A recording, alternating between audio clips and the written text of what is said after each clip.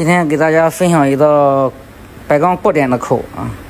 这个接头预热的时候多预热一下，形成铁水之后，那个焊丝稍微随着铁水力度往里送丝，慢慢的往前走，这接头基本上看不出来。这采用的是小窑的手法，小窑手法外送丝。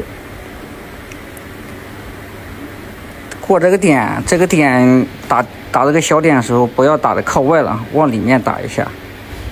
过这个点的时候，千万不要断丝，断丝铁水就坠到里面来了，容易高。和这个点接在一起之后，把你的枪往后面拉一点，焊丝放在前端，等着它往前杆融化了，随着它的力度往里送丝，接着往前走，烧出来的过点基本上高度一致。大家看一下，这是焊后的效果啊。